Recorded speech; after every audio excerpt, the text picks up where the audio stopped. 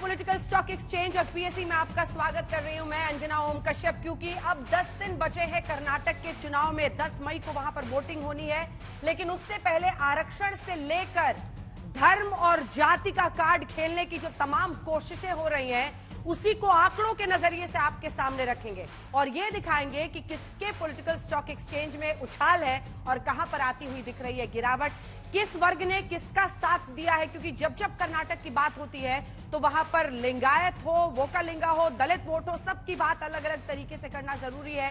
क्योंकि ये जाति समीकरण एक बहुत बड़ा हिस्सा है कर्नाटक में मतदाता के दिमाग में जब बात चलती है वोट डालने की।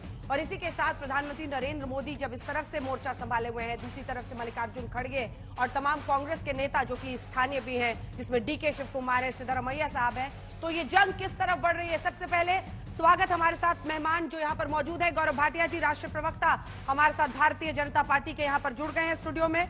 इसी के साथ अनुमा आचार्य जी जो कि फॉर्मर विंग कमांडर है एयरफोर्स की, वो हमारे साथ जुड़ गई है, प्रवक्ता कांग्रेस पार्टी के तौर पर वो हमारे साथ जुड़ रही हैं। अनुराग भदौरिया जी प्रवक्ता समाजवादी पार्टी के हमारे साथ स्टूडियो में जुड़ गए हैं। मृत्युंजय तिवारी जी बिहार से खास आए हैं आज इस बहस के लिए, बहुत स्वागत है आपका। आरजेडी के नेता प्रवक्ता हमारे साथ जुड़ गए। फिरोज बख्त अहमद साहब जो कि फॉर्मर चांसलर हैं मौलाना आजाद मुस्लिम उर्दू यूनिवर्सिटी के, वो भी हमारे साथ यहाँ पर स्टूडियो में मौजूद है। लेकिन अब आंकड़े आपके सामने रखते हैं, क्योंकि इस शो में इधर उधर की बात नहीं, आंकड़ों के लेंस से हम दिखाते हैं आपको कि किसकी लोकप्रियता में उछाल है और कहां पर है गिरावट। तो सबसे पहले आइए आपको दिखाते हैं कि जब कर्नाटक में 4% आरक्षण को खत्म करने का दम बीजेपी धरती है, हालांकि सुप्रीम कोर्ट ने उस पर अभी रोक लगा दी है, लेकिन 4% आरक्षण जो मुस्लिमों को इससे पहले मिला हुआ था, उसको बीजेपी आखिर क्यों रोक रही है, इसको अगर समझना है तो ये आंकड़े आपको देखने पड़ेंगे। आबादी करीब 13% है कर्नाटक में, मुस्लिम आबादी कुल हम आपको दिखा रहे हैं। ज्यादा असर उनका 40 सीटों पर है, लेकिन असर उनका पूरा माना जाता है कि लगभग 70 सीटों पर है। 13 सीटों में उनकी निर्णायक भूमिका होती है, यानी मुस्लिम मतदाता ये डिसाइड करता है कि यहां पर कौन जीतेगा कौन हारेगा। यानी जब वहां के नेता बीजेपी के ईश्वरप्पा साहब कहते हैं कि हमें मुस्लिमों का वोट नहीं चाहिए, तो उनकी नजर है कि शायद एंटी, अगर हम माने ध्रुवीकरण एक होगा और वोट हिंदूज का कंसोलिडेट होगा, तो बाकी सीटों पर हमारा राज होगा, हमारी जीत होगी। अगला आंकड़ा आपको दिखाते हैं, क्योंकि क्षेत्रवार तरीके से हम आपको बता रहे हैं, जो महाराष्ट्र कर्नाटक का हिस्सा है उसमें लगभग 14.5% मुस्लिम मतदाता है। हैदराबाद कर्नाटक का ये देखिए 15.5% के आसपास। तटीय इलाके में लगभग 16.75%, 16.72%। लेकिन यही ओल्ड मैसूर में उनकी आबादी कम है, 10% से नीचे है, लगभग 9%। सेंट्रल कर्नाटक में 12.5% के आसपास, 13% के आसपास बेंगलुरु सिटी में 12.97, और कुल आबादी उनकी 13% है। और याद रखिए ये 2011 के जनगणना के हिसाब से आंकड़े हैं जो हम आपको दे रहे हैं। अब हम आपको बताते हैं कि पहले आरक्षण कितना था। हर जाति के लिए, धर्म के लिए भी यहां पर आरक्षण है। दक्षिण के कई ऐसे राज्य हैं जिसमें आप हैरान रह जाएंगे कि मुस्लिमों के लिए अलग से आरक्षण है, और बीजेपी कहती है कि संविधान के आधार पर, अब धर्म के आधार पर आरक्षण नहीं दे सकते। इन सब पर चर्चा करेंगे, लेकिन अब आंकड़े आपको दिखाते हैं। एससी के लिए जो पहले आरक्षण का हिस्सा था, 50% जो आरक्षण वहां पर है, उसमें 15% आरक्षण एससी के लिए है, एसटी के लिए 3%, लिंगायत के लिए 5%, वोकालिंगा के लिए 4% और मुस्लिमों के लिए भी 4% आरक्षण रखा गया था। पिछड़ा के लिए 4%, अन्य पिछड़ा के लिए 15%, कुल 50% खत्म। कर्नाटक में अब जब बीजेपी नए तरीके से आ रही है, तो उन्होंने मुस्लिमों का आरक्षण खत्म कर दिया है। तब आरक्षण का हिसाब किताब क्या हो जाता है, एससी को 17%, एसटी को 7%, लिंगायत को 7%, वोकालिंगा का यानी लिंगायत में देखिए 5% से बढ़ाकर इन्होंने कर दिया 7%, 4% वहां से निकला, वो 2% इन्होंने लिंगायत को दे दिया है और 2% उन्होंने वोकालिंगा को दे दिया है। ये देखिए सबसे ज्यादा नजर इसी पे है, क्योंकि बहुत ज्यादा इनका प्रतिशत नहीं होने के बावजूद माना जाता है कि बड़ा असरदार प्रभाव इनका है कर्नाटक में लोगों की सोच पर, और इसीलिए यहां पर 2% बीजेपी ने उनकी तरफ बढ़ा दिया है। वोकालिंगा को भी 4 से कर दिया है 6%।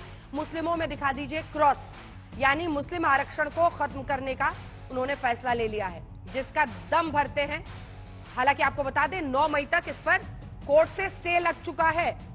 पिछड़ा को 4 और अन्य पिछड़ा को 15 जो पहले के हिसाब था।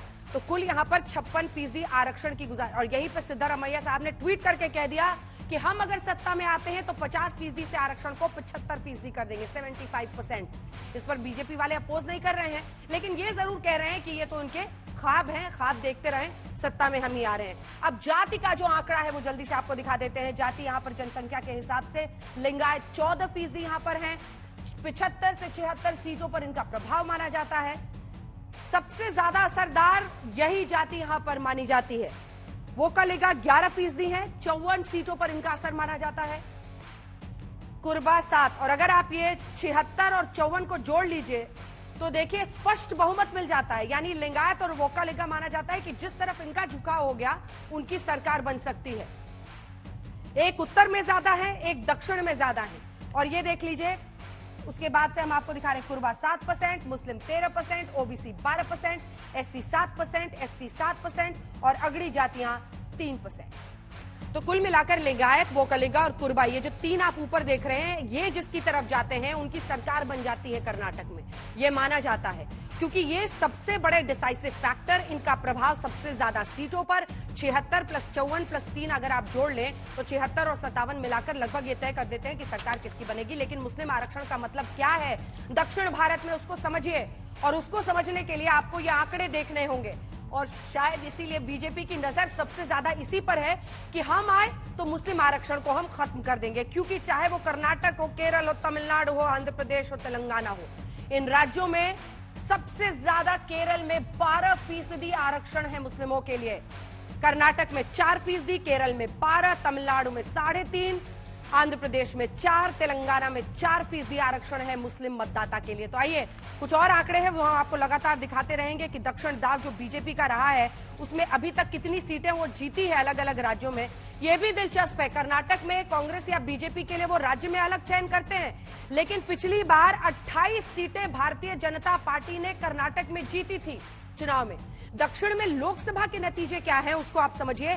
केरल में 20 लोकसभा सीटें, तमिलनाडु में 39 लोकसभा सीटें। बीजेपी का जो दक्षिण दाव है वो चाह रहे हैं कि यहां पर अगर हमने परफॉर्मेंस अपनी अच्छी कर ली 39 सीटों पर तो हम अच्छा कर लेंगे। आंध्र प्रदेश में भी, तेलंगाना में भी उनकी कोशिश है कि हम अपने परफॉर्मेंस को पहले से बेहतर करें। अब आइए चर्चा की शुरुआत करते हैं।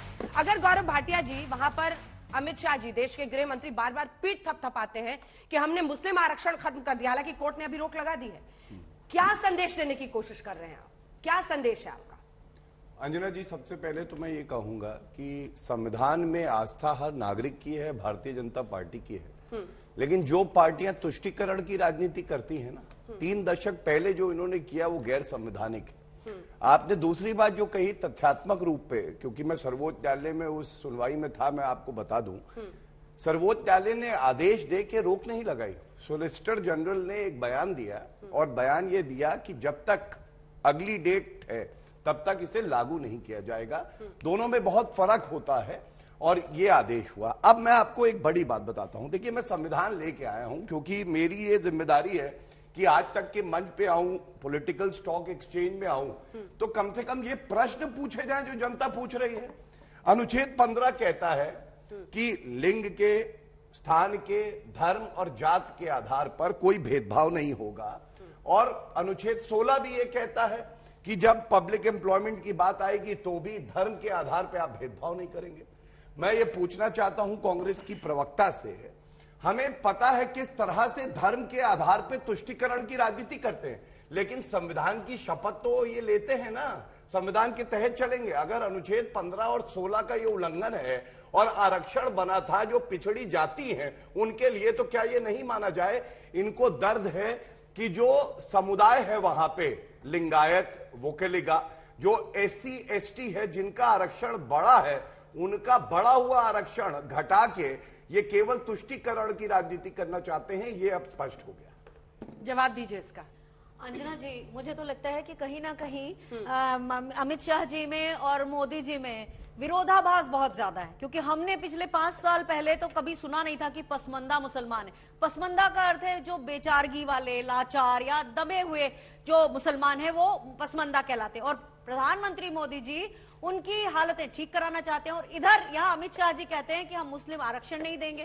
तो मुझे ये जो दिख रहा है वो सीधा सीधा है कि कर्नाटक में हार की इतनी बड़ी आशंका है कि हर तरह का कोई ना कोई वो कोशिश कर रहे हैं कि किसी तरह से तो हमारी तरफ वोट आए, और वहां पे हार की शंका है बहुत भारी। इसीलिए ये लाचारी की इस तरह की बातें करना, क्योंकि यहाँ पर जो संविधान का हिस्सा पढ़ा उसमें एक शब्द है ओनली, और वो ओनली ही कैच वर्ड है कि केवल धर्म के आधार पर नहीं होगा, लेकिन उनकी शैक्षणिक हालत, उनका हैबिटेट कैसा है, उनकी जो आर्थिक स्थिति है वो कैसी है, क्योंकि ये आप देश बहाल करेंगे 4% आरक्षण मुस्लिमों का या बढ़ाएंगे उससे भी ज्यादा, क्योंकि वो कह रहे हैं कि 50 से हम 75% करने वाले हैं आरक्षण। सिद्धारमैया साहब ने ट्वीट करके कहा देखिए बड़ी सीधी बात है, जो सच्चर कमेटी की रिपोर्ट थी उससे ये पता चला आज भी हमारे देश का जो शैक्षणिक योग्यता, शैक्षणिक प्रतिशत है, इलिटरेसी, वो एवरेज है, औसत है 36.9%। लेकिन मुस्लिम में यही जो प्रतिशत है वो 42.7% है। तो आपके घर में अगर एक बच्चा कमजोर है और दूसरा बच्चा ठीक कर रहा है, तो क्या हम कोशिश नहीं करेंगे कि वो भी बराबरी से? राजस्थान में क्यों नहीं कर देते? बिल्कुल, तो मेरा ये कहना है छत्तीसगढ़ में क्यों नहीं कर देते? देखिए जहां पर आरक्षण है वहां आरक्षण होगा, और मुस्लिम्स को बिल्कुल समावेशी तरीके से। सच्चर कमेटी तो वहां पर भी वैलिड है ना राजस्थान में, लेकिन सच्चर कमेटी उस समय क्योंकि यूपीए की सरकार के पास संख्या नहीं थी, इसलिए उस पर बहस भी नहीं हो पाई और उसके जो अनुशंसा थी वो लागू नहीं हुई। लेकिन एक चीज है, उत्तर प्रदेश में भी तो नहीं बोला ना मैम, उत्तर वहां प्रदेश डर में लगता है कि हिंदू हमारे खिलाफ अरे ना हो जाए। उत्तर प्रदेश में आप देखिए इस बार भारतीय जनता पार्टी निकाय चुनावों में मुस्लिम उम्मीदवार उतार रही है, उनके लिए प्रतिशत क्या? तो इस तरह का विरोधाभास क्यों, इस तरह की बातें क्यों? टिकट देना और आरक्षण देना समान है। देखिए मेरा यह कहना है कि आप किस लिए टिकट दे रहे हैं? टिकट आप इसीलिए दे रहे हैं ना कि प्रतिनिधित्व देना चाहते हैं। अल्टीमेटली ऐसा तो नहीं है कि आपको तो गौरव जी मुस्लिम का वोट ही नहीं चाहिए। ईश्वरप्पा साहब ने खुद ही कहा है कि हमें तो मुसलमान का वोट ही नहीं चाहिए। तो आपकी नजर है कि काउंटर कंसोलिडेशन हो जाए, इसलिए मुस्लिमों के खिलाफ जितना जहर उगलना है, रिजर्वेशन खत्म करो, जितना बोलना है उनके खिलाफ। कोई नेता ये कैसे कह सकता है कि इस देश के जितने भी लगभग 13% मुस्लिम है उनका हमें वोट ही नहीं चाहिए? देखिए कुछ बातें कहीं मैं उत्तर दूंगा, और जनता का आक्रोश कांग्रेस पे है भारी, तभी इनकी हालत है इस बार बहुत बुरी। और मैं दिखाता हूं आपको क्यों वोट मिलेगा। हमें हिंदू, मुस्लिम, सिख, ईसाई, जैन, बौद्ध, पारसी सबका वोट चाहिए। जब 48 लाख स्वच्छ भारत के तहत टॉयलेट बनते हैं कर्नाटका में, तो वो हिंदू मुस्लिम के आधार पे नहीं है, वो सबको मिले हैं। कर्नाटका की बात कर रहा हूं। जब 1 करोड़ 1 लाख घरों में पीने का जल आता है नल में, तो वो वोटर ये नहीं देखेगा कि मुस्लिम, सिख, ईसाई, वो देखेगा बीजेपी के लिए है। जब 7 लाख घर जो है मिलते हैं कर्नाटका में, तो मैं समझता हूं वो भारतीय जनता पार्टी की तरफ जाएगा। लेकिन इनकी बातों को उत्तर दूं, संविधान पे अनुच्छेद 15, 16, 14 की मैंने बात करी, क्या उत्तर मिला आपको? नहीं मिला। इन्होंने ये भी नहीं बताया, इनको ये नहीं पता आंध्र प्रदेश में इसी तरह से रिजर्वेशन धर्म के आधार पर दिया था, वो मामला आज भी लंबित है और हाईकोर्ट ने उसको क्वॉश किया, कहा कि ये गैर संवैधानिक है।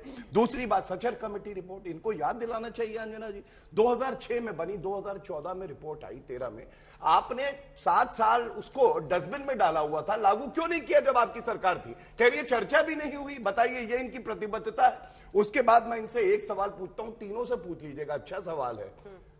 मुसलमानों की बात करते हैं, एएमयू में आरक्षण नहीं मिलता है SC ST कम्युनिटी को, पूछिएगा वहां पे आरक्षण दिलवाएंगे SC ST OBC कम्युनिटी को एएमयू में? तीनों से पूछ लीजिए, भी उत्तर मिल जाएगा, पता चल जाएगा तुष्टीकरण की राजनीति है या हमारी जो राजनीति है सबका साथ, सबका विकास, सबका प्रयास।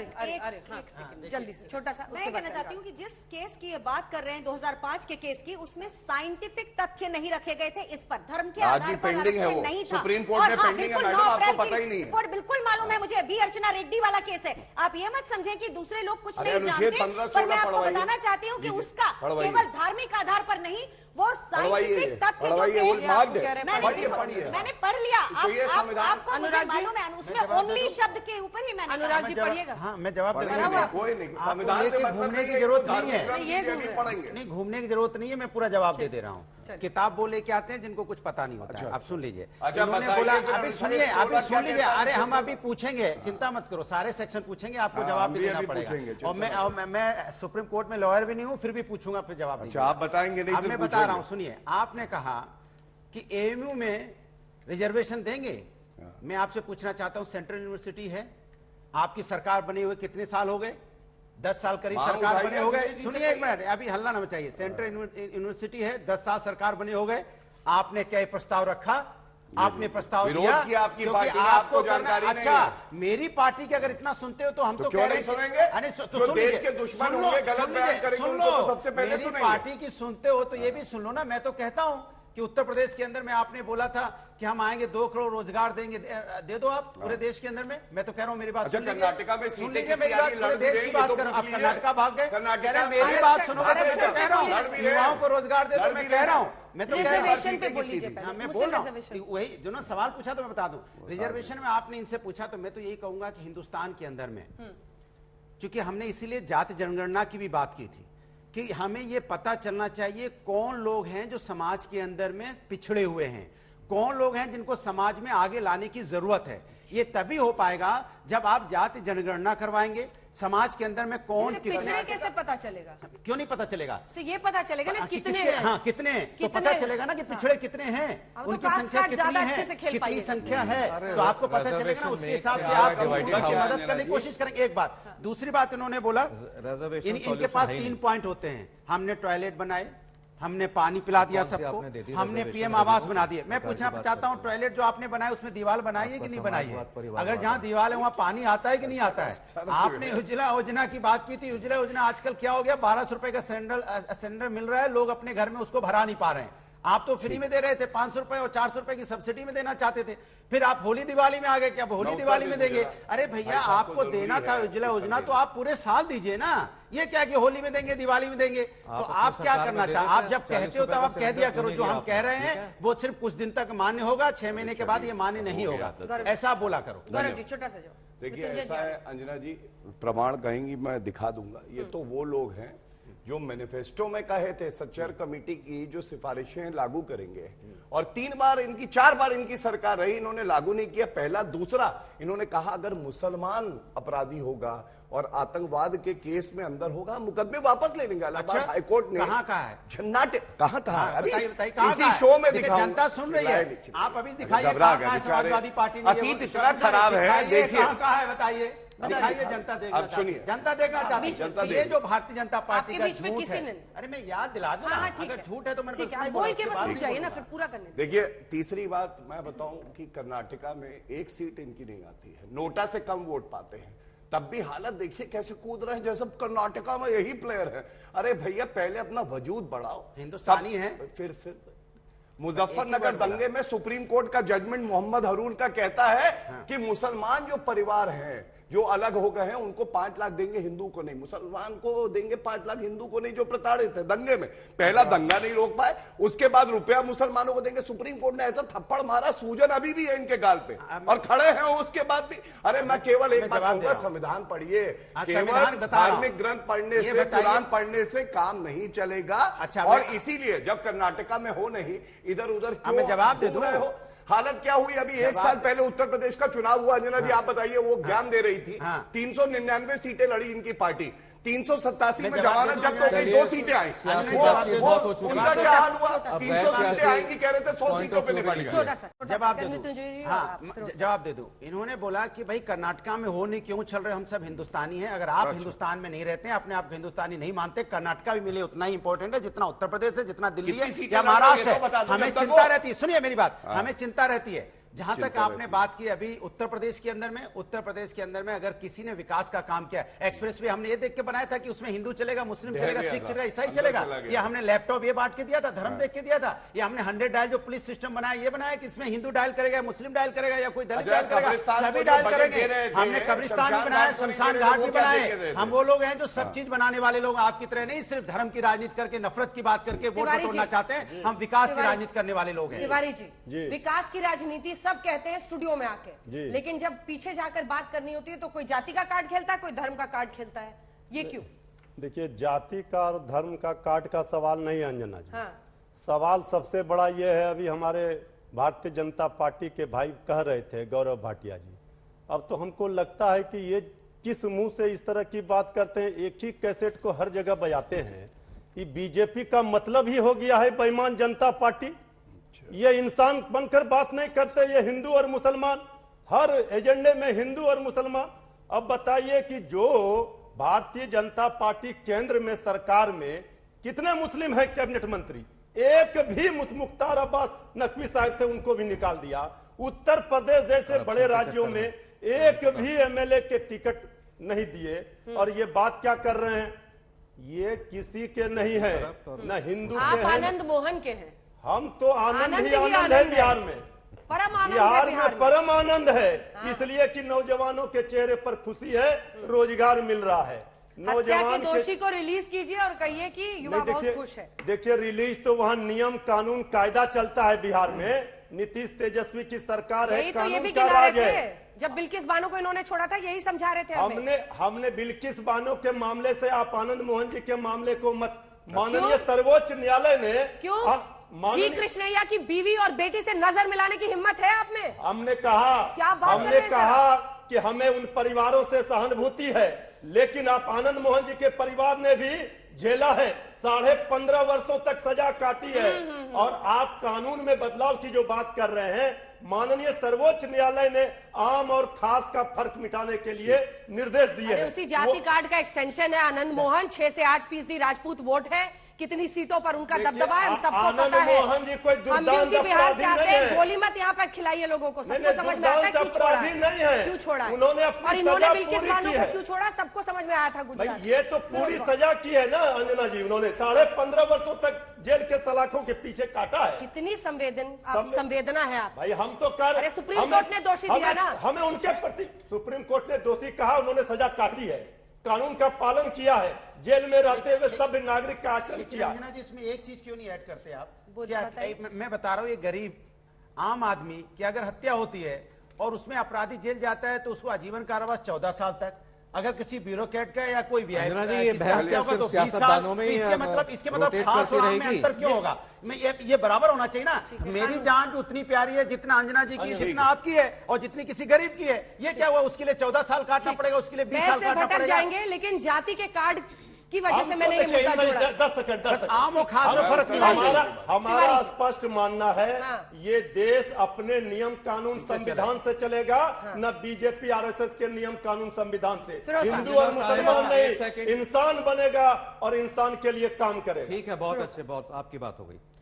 अंजना साहिबा, मैं सबसे पहले तो मोदेबाना दरखास्त करूंगा, बड़े आदर और सम्मान के साथ मेरे जितने साथी हैं बीच में रखना ना डालें, और उसमें मैं आपको भी इंक्लूड कर रहा हूं। रिजर्वेशन के ऊपर है, अगले जो इलेक्शन आ रहे हैं कर्नाटका में, पूरे हिंदुस्तान की बात करूंगा। 2-3 बड़े काम की बात बताऊंगा। अपने चारों जो मेरे सियासी साथी हैं एक दूसरे को धोबी पाट से गिराने की कोशिश कर रहे हैं, सब मेरे दोस्त हैं। देखिए 1949 में 11 जुलाई को रिजर्वेशन को लेके एक ड्राफ्ट कमेटी, आप जानते हैं, आप कानूनदा हैं, 291-292 की एक वोटिंग हुई थी। उसमें एक तरफ तो थे सरदार पटेल, सी राजगोपालाचारी, दूसरी तरफ थे मौलाना अबुल कलाम आजाद, भारत रत्न, मौलाना हिफ्जुर रहमान, बेगम एजाज रसूल, सारे एमपी थे, हुसैन भाई लालजी और तजम्मुल हुसैन। इन 7 लोगों में से 5 जो मुसलमान एमपी थे उन्होंने रिजर्वेशन के खिलाफ वोट दिया, और रिजर्वेशन के फेवर में, आपको हैरानी होगी, आप कानूनदा है, कि पटेल साहब ने, सी राजगोपालाचारी ने फेवर में दिया। और उसके बाद 26 मई को पंडित नेहरू ने भी कहा कि don't believe in reservations, reservations will make India divided house. अब मैं आपके सवाल पे आता हूं, थोड़ा सा मुझे वक्त दें। देखिए जहां तक रिजर्वेशन का ताल्लुक है, रिजर्वेशन का सिस्टम बिल्कुल ठीक नहीं है। अभी भाटिया साहब कह रहे थे कि जो रिलीजन बेस्ड जो होती है रिजर्वेशन, वो गैर कानूनी है। मुझे याद आता है कि हमारे जो माइनॉरिटी मिनिस्टर थे के रहमान खान, उन्होंने 9% रिजर्वेशन अनाउंस कर दी, वो कोर्ट ने उसको रिजेक्ट कर दिया। उससे पहले भी जो मंत्री थे माइनॉरिटीज के, सलमान खुर्शीद, उन्होंने 5% का ही वो भी। रिजर्वेशन कांग्रेस ने क्या किया है, मैं माफ कीजिए, मैं किसी पार्टी को मैं मलियामेट नहीं करना चाहता, कांग्रेस या सो कॉल्ड जो सेकुलर पार्टीज हैं, इन्होंने मुसलमानों को वोट बैंक के तौर पर इस्तेमाल किया है। इनके मोहल्लों में बजाय इसके कि स्कूल बनाए, प्ले ग्राउंड बनाए, स्टेडियम बनाए। 1 मिनट बात पूरी होने दीजिए। नहीं, मैं आपको बोलने नहीं दूंगा, आप समझ रहे हैं, आप सबसे अच्छे। सुनिए सुनिए मेरी बात, अरे आप मेरी बात सुनिए। कांग्रेस और सो कॉल्ड, सुनिए अब आपको मिर्ची लग गई, सच्ची बात है तो मिर्ची लगती है। मेरी बात पूरी होने दीजिए, अरे बात पूरी होने दीजिए। अरे भाई मेरे, अरे अनुराग जी, अरे हाँ सुन लीजिए, अरे मैं किसी पार्टी का हिस्सा नहीं हूँ। अरे भाई सच्ची बात है तो आग लग गई आपको। सुनिए बात पूरी होने दीजिए। अंजना बहन, मैं इसी चीज से परेशान था। शाउटिंग मैच नहीं, उनको बात पूरी करने दीजिए। मैं ठीक है ठीक है, देखिए मेरी भी जबान है और बहुत ऊंची है, मैं भी दूसरे को बोलने नहीं दूंगा। बात पूरी होने दीजिए। मैं सुनिए, मैं देखिए मैं इस मुस्लिम कम्युनिटी का ठेकेदार, दुकानदार, किराएदार, मकानदार कुछ नहीं हूं, लेकिन फिर भी मैं आखिरी बात कह के बात को खत्म करूंगा कि ये मुसलमान समझ लें कि हिंदुस्तान से बेहतर मुल्क, हिंदू से अच्छा दोस्त कोई नहीं है। और उन्होंने 60-70 साल एक डॉक्टर का इलाज किया, चाहे वो कांग्रेस है, सपा बसपा, दसों कॉल इलाज नहीं हुआ। अब मैं ये कहूंगा कि मुसलमान बढ़ चढ़ के बीजेपी को वोट दें। एक जो टोन और टेन्योर है, क्योंकि इन पार्टियों ने, कांग्रेस ने मुसलमान से कह रखा है कि जनसंघ, भाजपा और आरएसएस तुम्हारे दुश्मन है, उनके दुश्मन है। आप टोन टेन्योर चेंज करें, कोशिश करें, एक माहौल बदलें और देखें। अरे आप रहने, मैं भाजपा का मेंबर हूं ना आरएसएस का, किसी संगठन का नहीं हूं। बहुत से लोग समझते हैं पता नहीं मुझे क्या मिलता है, क्या माहौल मिलता है। मैं जो मेरा दिलो दिमाग सही समझता है मैं वो बात करता हूँ, हक की बात करता हूँ। 2011 के बाद भारतीय जनता पार्टी ने सेंसस क्यों नहीं कराई? उसका मेन कारण ये है कि वो ये नहीं चाहते कि जो लोग दलित है, हमेशा एक भ्रम की स्थिति बनी रहे। आपकी पार्टी ने मुसलमानों को पहले पूरी बात सुनिए, मैं क्या कह रही हूँ। आप बीजेपी चाहती है कि एक भ्रम की स्थिति बनी रहे। कहते जरूर है सबका साथ, सबका विकास, सबका विश्वास, लेकिन जो अमित शाह जी का बयान है, क्या वो सबका साथ, सबका विकास की बात कर रहा है? क्या अमित शाह जी का जो बयान है वो उन्हीं के सबका साथ, सबका विकास, इसी की क्या वो पैरवी कर रहा है? बिल्कुल नहीं कर रहा है। एक और चीज है, बिल्कुल कर रहा है। आप देखिए मोदी जी को सुनिए, यूपीए की सरकार में सबसे अच्छा अवार्ड दिया, अबू धाबी में सबसे बड़ा मंदिर बन गया। ठीक है, कांग्रेस के पास नियत थी, लेकिन दिक्कत ये है, देखिए आप सुनने को तैयार नहीं है। आप बता रहे हैं कौन सा में इस तरह लेबल लगाए हुए हैं। अरे सर शाउटिंग मैच नहीं करते, क्या बात भैया, अरे शाउटिंग मैच नहीं करते आज तक में, प्लीज टोपी पहनकर बहस रोकनी पड़ेगी। टोपी पहनकर नाटक मत कीजिए। मेरा सवाल वो है, एक सवाल ये है कि 2011 के बाद जनगणना क्यों नहीं हुई? कूद रहे हैं ना, 2011 के बाद जनगणना का ना होना भ्रम की स्थिति डालने की बात है। प्लीज ये मेरा संवैधानिक हक है, तो गलत बोले तो रोकूं। Please I am requesting you. Okay मैं सही में बहस रोक दूंगी। प्लीज शाउटिंग मैच मत कीजिए, पूरी कीजिए अपनी बात। मैं ये कह रही हूँ कि इन्होंने जनगणना इसलिए नहीं कराई कि हमेशा भ्रम की स्थिति बनी रहे। बात नियत की होती है। यूपीए की सरकार के पास संख्या नहीं थी, लेकिन आज भारतीय जनता पार्टी के पास पूरी संख्या है, तो भी 33% विमेन आरक्षण क्यों नहीं आता, बिल क्यों नहीं आता है? तो यहाँ बात नियत की है। और दूसरी चीज ये है जो इतने दशक तक आप नहीं लाए, वो ये भी नहीं ला रहे, यही बता रही हैं आप। प्रेसिडेंशियल ऑर्डर, मेरी बात इतने दशक तक आप नहीं लाए, होते हुए भी नहीं ला रहे हैं, ये कह रही हूं मैं। और दूसरी चीज, प्रेसिडेंशियल ऑर्डर में हिंदू में SC ST और दलित है, लेकिन मुस्लिम में नहीं है, तो इसका खामियाजा मुस्लिम क्यों भुगते?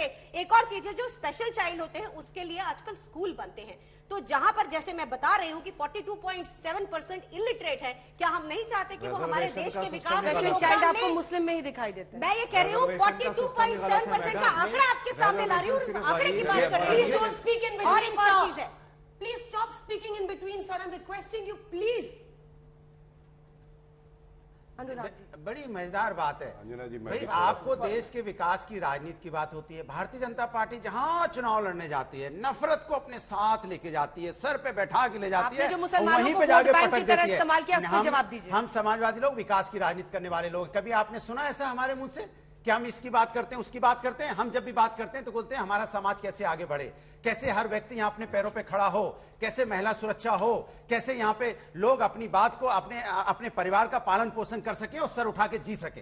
ये किस तरह की राजनीति करते हैं? जहां भी जाएंगे वहां पे एक नफरत की राजनीति जाके पटक देते जाके, और दूसरों के बीच में डिवाइड एंड रूल करना चाहते हैं। ये अंग्रेजों के पद चिन्हों पे चलने वाले लोग हैं। समीकरण कौन लेके आया? आप दोनों साथी हैं, दोनों एमवाई के लिए ही मशहूर है। ये आपको ऐसा लगता है ना कि आप, एक मिनट रुकिए, आपको ऐसा लगता है क्योंकि आपकी मानसिकता में ही कुछ गड़बड़ी है, क्योंकि आप ऐसा सोचते हो, क्योंकि भारतीय जनता पार्टी को ऐसा लगता है कि भाई कुछ तो बोले, मैंने आपसे सीधा सवाल पूछा, हमने जब लैपटॉप दिया तो कौन सा उसमें समीकरण देखा था? मैं पूछना चाहता हूं ना, इसका जवाब ये नहीं देते हैं। हमने पूछा कि नहीं, बस एक छोटा, हमने कहा जब आप 100 डायल, क्यों बीच में बोल रहे हैं आप भाई? जब 100 डायल आप डायल करते हैं तो क्या उसमें लिखा रहता है कि कौन से जाति धर्म के लोग डायल करेंगे? ये समाजवादी लोग हैं, ये समाजवादी लोग हैं जो विकास की बात करने वाले, नफरत की राजनीति जो करने वाला इस हिंदुस्तान में जो सुन रहा होगा जानता होगा कि कौन है हिंदुस्तान में ऐसी पार्टी जो नफरत की राजनीति करती है। नहीं तो अंजना जी आप एक व्हाट्सएप डाल दीजिए, पूछ लीजिए, सब लिख के आएगा पार्टी का नाम। अब देखिए अंजना जी, मैं बताता हूं इनका असली चेहरा क्या है। नकाब उठेगा, घिनौनी सूरत होगी, अपने से नफरत करेंगे। पहले इनका जो टेढ़ा विकेट है वो ऐसे ही गिरा, हवा चलती गिर जाता है। अभी बात हो रही थी, उन्होंने कहा कब कहा मैंने? समाजवादी पार्टी ने तो कभी कहा नहीं। ये देखिए मिल गया, वो 2012 का मैनिफेस्टो इनका मैं लेके आया, इसीलिए वो तो अब बीच में साल से ये आप सुनिश्चित आपके बीच में किसी मैंने एक ही वर्ड बोला, अरे मत बोलिए, शांत हो जाइए। अगर मजबूत प्रवक्ता अपनी बारी में बोलिए। सुनिए, अब मैं इसमें एक पूरा सेक्शन है, पूरा मुसलमानों के लिए क्या करेंगे ये बता रहे। मैं पढ़ देता हूं। इसमें लिखा है, दहशतगर्दी के खिलाफ कार्रवाई की आड़ में उत्तर प्रदेश के जिन बेकसूर मुस्लिम नौजवानों को जेलों में डाला गया है, उन्हें न सिर्फ फौरन रिहा कराया जाएगा बल्कि मुआवजे के साथ इंसाफ भी दिलाया जाएगा। मतलब अगर आतंकवाद के मुकदमे भी हैं वापस लिए जाएंगे। दूसरा, समाजवादी पार्टी की सरकार रंगनाथ मिश्रा आयोग एवं सचर कमेटी की सिफारिश को लागू करवाएगी। क्यों नहीं करवाई आपने? आपकी सरकार आई थी 2012 के बाद, नहीं कराई। तीसरी बात ये देखिए कितनी नफरत है। कह रहे हैं मुलायम सिंह जी का वक्तव्य है, जन्मदिन पर बोले मुलायम जी, देश की एकता के लिए अयोध्या में और भी कार सेवक मारने पड़ते तो मार देता। क्या मुसलमानों के लिए कहेंगे? चौथा, मुजफ्फरनगर दंगों की बात करी, लेके आया हूं। एक कम्युनिटी को 5 लाख रुपया मुसलमान परिवारों को, हिंदुओं को नहीं, फटकार लगी। ये देखिए मैं सामने लेके आया प्रमाण, सुप्रीम कोर्ट का जजमेंट। चौथा, ये सवाल पूछेगा इनसे 2012, एक मिनट भाई साहब, एक मिनट, 2012-13 में जो बजट आया उत्तर प्रदेश का, कब्रिस्तान को मिले 200 करोड़, शमशान घाट को 0। 2013-14 में 300 करोड़, शमशान घाट को 0। कैसा तुष्टीकरण है? अब दूसरे पे आते हैं। आरजेडी वाले कह रहे थे बीजेपी का मतलब, अरे आरजेडी का मतलब रंगदारी, जंगल राज, डकैती। पूरा करने आपसे जवाब लेंगे, आप ही के पास आएंगे। मैं देखिए आपसे कितना जो है आपका सम्मान करता हूं, बीच में बोला नहीं, इसीलिए आपने मेरी पार्टी के लिए गलत कहा। मुझे भी लगा कि ये क्या बोल रहे हैं, जनता तो आशीर्वाद दे रही है, लेकिन मैं बोला नहीं। अब आप भी सुनिए, ये वो व्यक्ति हैं, इनकी पार्टी आप जानती हैं किस तरह से पलटू राम ने एक और पलटी मारी और उसके बाद बीच में हाँ वो बता दिया, रंगदारी, जंगलराज, डकैती। जिस मुख्यमंत्री को ये नहीं पता कि उसके मंत्री के खिलाफ एक मुकदमा है और वारंट है और वो कह रहा है मुझे क्या पता। पलटू राम रामचरितमानस के लिए क्या बयान दिए हैं इन दोनों की पार्टियों ने, हम सब जानते हैं। किसी और धार्मिक ग्रंथ के लिए इतनी हिम्मत है अंजना जी दे दे। और कांग्रेस पार्टी की बात कर लेते हैं। कांग्रेस पार्टी वो पार्टी है, आज तक कभी ऐसा नहीं हो अंजना जी प्रधानमंत्री ने लाल किले से बोला हो कि पहला हक देश के संसाधनों पे। फ्रेमवर्क ऑफ डेमोक्रेसी, ये अंजना जी गलत बात है। देखिए बनाएंगे तो बोलना पड़ेगा। आप अपनी बारी में बोलिएगा, गलत हो सही हो जनता सुन रही। अंजना जी आपकी मेरी बात पूरी होनी चाहिए, बस मैं इतना जानता हूँ। सुनिए, मैंने बीजेपी को ये अंजना जी गलत बात है, गलत बात एकदम। 10 मैं इतनी बात अंजना जी मैं ऑब्जेक्ट कर रहा हूँ, मेरी बात पूरी नहीं हुई, कांग्रेस को उत्तर देना बाकी है। Please I will only take 30 second, 30 second बात पूरी कर लूंगा प्लीज। अब देखिए कांग्रेस के मैं आपको कुछ उदाहरण दे देता हूँ। नरेंद्र मोदी जी कहते हैं सबका साथ सबका विकास, सारी जितनी योजनाएं हैं सबके लिए हैं। इन्होंने कहा कि पहला हक अल्पसंख्यकों का और मुसलमानों का है। दूसरी बात, शाहबानो का जजमेंट याद करिए। शाहबानो के जजमेंट में एक 65 साल की महिला को अगर भत्ता मिल गया तो क्या इन्होंने रिवर्स नहीं किया कानून लाके? तीसरी बात, हज सब्सिडी देते थे, सर्वोच्च न्यायालय ने आदेश दिया हज सब्सिडी खत्म करो। क्या कभी इन्होंने दूसरे वर्ग की बात करी? अरे तुष्टीकरण की राजनीति करते हैं तभी तो ये हाल हुआ है। और आप देखिएगा कर्नाटका में भी डबल इंजन की सरकार आएगी और प्रचंड बहुमत मिलेगा, इतिहास रचा जाएगा जैसे गुजरात में। अंजना जी दरअसल बात यह है कि बीजेपी के नियत में खोट है, इसलिए हर जगह वो वोट की राजनीति कर रही है। हम उन्मादी शक्तियों के खिलाफ चोट कर रहे हैं, देश को बचाने के लिए, देश को एकजुट करने के लिए। ये विध्वंसकारी शक्तियां, अभी भाटिया जी ने स्वीकार किया, ये बेईमान जनता पार्टी है, इनके नियत में खोट है, इसलिए हम अभी तो आपने कहा ना, मैंने कहा मुझे दर्द हुआ, नामांकन क्या, इसका मतलब आप सही समझे कि बीजेपी का नामांकन। अब देखिए जनता मक्कारी देख अब रही आप कह रहे है, हैं, डिबेट में अब झूठ आप बोल कह रहे हैं जितना बात आपने कहा, फिर भी आप ये बोलिए। हर डिबेट में आप यही बोलते हैं, अरे कुछ तो नई बात बोलिए, कुछ तो वादा निभाइए जनता के साथ, जो वादा किया वो निभाना पड़ेगा, नहीं तो 24 में जाना पड़ेगा। तेजस्वी भैया ने बोला है तेजस्वी यादव जी ने रोजगार देना शुरू किया, किस दुनिया में है? कांग्रेस पर आरोप लगाए तो मैं बोलना चाहती हूँ कि इन्होंने जिस तरह से प्रधानमंत्री मनमोहन सिंह जी की जो बात की, उसका आधा जुमला उन्होंने बोला, क्योंकि मुस्लिम नहीं कहा था, मुस्लिम नहीं कहा था, मुस्लिम क्या फ्रेमवर्क, यानी कि I have showed you the constitution, संविधान इजाजत नहीं देता। पहला हक क्या होता है, भेदभाव कर रहे धर्म के आधार पे। आपसे तो ये उन्होंने मुस्लिम कहा था या नहीं कहा था, बस ये बताइए। मैं सिर्फ सवाल पूछ रहा हूँ, मैं चुप हूँ। मुस्लिम क्यों कहा? लाल किले से मुस्लिम का पहला हक है, क्यों हिंदू का भी बराबर हक है? खून को धोया जा सकता है, मेरा सवाल ये है, अगर हमने नहीं किया तो उन्होंने नहीं किया। ये तो अरे 84 के दंगे याद दिलाए, हमारे पास बड़ा पेड़ गिरता है, हिंदू और मुस्लिम के एहसासात को मत छेड़िए। लेकिन क्या उन्होंने मुसलमानों को हक दिया? सच्चर कमेटी क्यों नहीं लागू करी 8 साल में? पूछिए ये सवाल। की सरकार ने, उससे पहले कांग्रेस सरकार ने मुसलमानों को उनका हक दिया, आप बात से कहिए मौलाना साहब, बनाए, उसी का जवाब आप अंजना जी डिबेट कराइए रोजगार पे, आप डिबेट कराइए कर्नाटक। बोलिए ना, आपको टाइम दिया, 5 मिनट बोलिए रोजगार। नहीं, आप डिबेट कराइए, आप रोजगार, आप डिबेट कराइए कर्नाटका पे, आप डिबेट कराइए रोजगार पे, महंगाई पे, या किसी और समस्या पे। बीजेपी के प्रवक्ता के पास वही एक समाजवादी का मैनिफेस्टो है, 4 वर्ड है, उज्ज्वला योजना। सुन लीजिए, अगर उसके अलावा मैं आपके बीच में नहीं बोला, आप परेशान होने लगे, परेशान होने लगे। उसके अलावा अगर कोई नया शब्द इन्होंने बताया हो, आप अपनी रिकॉर्डिंग उठा लीजिए लास्ट 2-4 सालों की, वही गिनी गिनाई बातें, मुजफ्फरनगर, वही गिनी गिनाई बातें, आतंकवाद, पता नहीं कहां से लाते हैं, और वही गिनी गिनाई बात। हम तो हमेशा नई बात कहते हैं, हम तो कहते हैं हमने तो लैपटॉप किया, हम तो। एक मिनट मैं अपनी बात कह लूं, हम आपसे पूछना चाहते हैं कि सत्ता में आप हैं 10 साल से, आप बताइए आपने जनता के लिए क्या किया, आपने जनता के लिए क्या किया, आप बताना नहीं चाहते, महिलाओं के लिए क्या किया बताना नहीं चाहते, युवाओं के लिए क्या किया बताना नहीं चाहते, समाज के लिए क्या किया बताना नहीं चाहते, एजुकेशन में क्या किया बताना नहीं चाहते, आप बताना नहीं चाहते, आपने शिक्षा में क्या किया, किसमें क्या किया बताइए ना, लोग जानना चाहते हैं आपने शिक्षा में क्या किया। सिर्फ आप एक मैनिफेस्टो समाजवादी का लिए घूमते हैं और 4 शब्द आपको याद है जो समाजवादी पार्टी के नेताओं ने बोले। इसके अलावा 10 साल में आपने क्या किया, जवाब दीजिए। हर वर्ग के लिए वो अलग अलग सवाल पूछे। देखिए अंजना जी, प्रोग्राम में स्कूल बंद कर दिए थे अपने राज्य में, ये किया आपने शिक्षा में, ये तो बताएंगे क्या किया इन्होंने, क्या नहीं किया। प्रोग्राम में केवल एक ही प्रवक्ता है जिसने आंकड़े दिए, 48 लाख टॉयलेट बनेंगे, कैसे हर घर में जो है जल पहुंचा नल में, मैंने आंकड़े दिए, लेकिन रोजगार की बात हुई, मैं अब रोजगार पे आंकड़े देता हूं। और इनसे मैंने पूछा सवाल, अंजना जी 5 साल आपकी सरकार पिछली बार जब रही तो कितने रोजगार दिए, नहीं बताया, मैं आपको आंकड़ा देता हूं। 10 साल सपा और बसपा की सरकार रही, सरकारी नौकरी 2 लाख मिली थी, 5 साल में 5 लाख नौकरी योगी आदित्यनाथ जी ने दी है। अंजना जी शांत करा लीजिए अंजना जी, ऐसी कोई सरकार की तो बात बता तो अपनी वो अभी भी हमने आपको क्या बोला, ये सिर्फ बात कर रही है विपक्ष की, भाई जनता ने आपको चुना, जनता का तो बताओ क्या किया। अब तोते को बुलाएंगे, बीच में टटर करेगा, फिर मैं बोलूंगा, जवाब नहीं होगा तो कोई कर रहा हूँ, अगर उनको बीच में नहीं, प्लीज।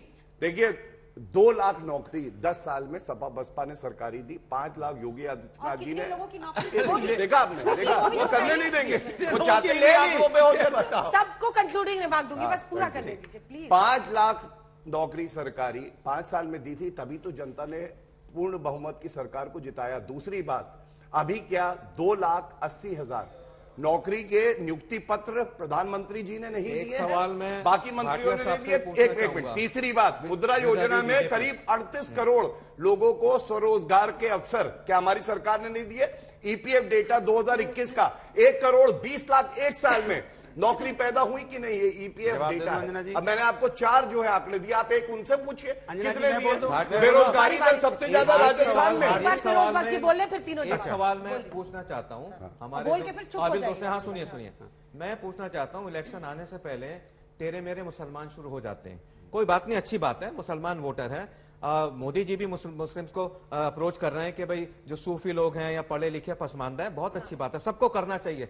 मैं आपसे पूछना चाहता हूं, अगर मुसलमान वोट दें कर्नाटका में, कह के वोट दें हम आपको वोट दे रहे हैं, आप मुसलमानों के लिए क्या कर सकते हैं? सभी के लिए मुसलमान का मतलब है सबका साथ सबका विकास, तुष्टीकरण नहीं, संतोषीकरण और सशक्तिकरण में क्या करेंगे आप मुसलमानों के लिए? सिर्फ एक सवाल आपसे पूछ रहा हूं। मैं आपका उत्तर देता हूं। जब कोई भी नागरिक किसी भी धर्म का हो, हिंदू हो या सिख हो या ईसाई हो, वोट ये कह के नहीं देता है, ये बात मेरी गौर फरमाइएगा कि मैं हिंदू हूं वोट दे रहा हूं, इसलिए मुसलमान भी वोट देता है हमें, इसलिए देता है वो जानता है कि राष्ट्र आगे बढ़ेगा। मेरी पहले बात को 60-70 साल लूटा गया इसी में, तो इसीलिए अब उनको उनका हक मिल रहा है। आप कहेंगे समय की कमी है, लेकिन जो योजना उजला हो, घर देने की बात हो या नल देने की बात हो, या हम लोगों ने जो कार्य किए, टॉयलेट्स दिए हैं, उसमें हिंदू मुस्लिम सिख ईसाई नहीं देगा। अच्छी बात और यही अच्छी बात है, इसीलिए मोदी जी आज विश्व में सबसे बड़े नेता बन गए। तीनों जल्दी से देखिए, भारतीय जनता पार्टी के पास मैंने पहले बोला ना, एक डाटा लेके आते हैं कि डाटा ही है, धरातल पे है नहीं कुछ। मैंने पूछा कि कितने मेडिकल कॉलेज आपने बनाए, आपने जवाब है नहीं है। हमने बोला कि आप स्मार्ट सिटी आप गाते थे, हम स्मार्ट सिटी बनाएंगे, कितने बना दिए आप बताइए स्मार्ट सिटी? स्मार्ट सिटी तो थोड़ा समाजवादियों ने स्मार्ट विलेज तक बनाए हैं, और जिसके लिए आप गाते रहते हो। किसान की इनकम दुगुनी हो गई क्या? वो भी नहीं हुई। देखिए, ये बीजेपी के पास उज्ज्वला योजना और टॉयलेट के अलावा कुछ है नहीं। और जो 5 किलो अनाज, लेकिन के बाद आगे बढ़ते नहीं है उनकी गाड़ी। इसके बाद ही आगे बढ़ाइए ना गाड़ी। आप उज्ज्वला से तो पूरा नौजवानों का भविष्य काला कर दिया। उज्ज्वला से, उज्ज्वला योजना ने तो पूरा भविष्य नौजवान का काला कर दिया। आप उज्ज्वला का सिलेंडर है कहाँ? सिलेंडर मिल नहीं रहा 1200 रुपए में। मैं कह रही हूँ कि प्रधानमंत्री और अमित शाह जी के बीच में विरोधाभास क्यों है? एक तरफ से वो पसमानदा मुसलमानों को आगे लाने की बात करते हैं और दूसरी तरफ अमित शाह जी इस तरह की बात करते हैं। तो जैसे ही चुनाव आए, हर तरह का जोड़ तोड़ करने की कोशिश में इस तरह के बयानबाजी करते हैं। हिंदू और मुस्लिम के एहसासात को मत छेड़िए, अपनी कुर्सी के लिए जज्बात को मत छेड़िए। पार्टी से निकाल दिया उसने, कंप्लेंट दी थी महिलाओं की बात करें। अंकिता दत्ता को मैं इतना ही कहूंगा, कंक्लूडिंग रिमार्क, अंजना जी फैला रहे हैं जिस तरह से मैं आपको एक बात कह भ्रम फैला रहे हैं। प्रधानमंत्री जी की जो विश्वसनीयता है, वो बोम्मई जी की जो विश्वसनीयता आज कर्नाटका में है, येडियुरप्पा जी आशीर्वाद दे रहे हैं, हमें पूर्ण विश्वास है ऐतिहासिक जीत होने वाली है। और आप देखिएगा, ये जो तुष्टीकरण की राजनीति करते हैं हिमाचल वाला, ये लोग कितनी नफरत करते हैं लिंगायत और ये कौन दिखाई दे रहा है? ऐसा ही विश्वास आपने हिमाचल में भी दिखाया था। गुजरात में क्या हुआ था? गुजरात में मैं बोल रही हूँ, गुजरात में आपका विश्वास, हिमाचल इसके इलेक्शन में गुजरात में आपका विश्वास सही बात, और उत्तर प्रदेश हिमाचल जैसा विश्वास है। लेकिन हिमाचल ने एक सबक सिखाया। बहरहाल इसी के साथ पॉलिटिकल स्टॉक एक्सचेंज में इतना ही, चुनाव करीब है तभी तापमान इतना बढ़ गया। देश दुनिया की बाकी खबरों के लिए आप देखते रहिए आज तक।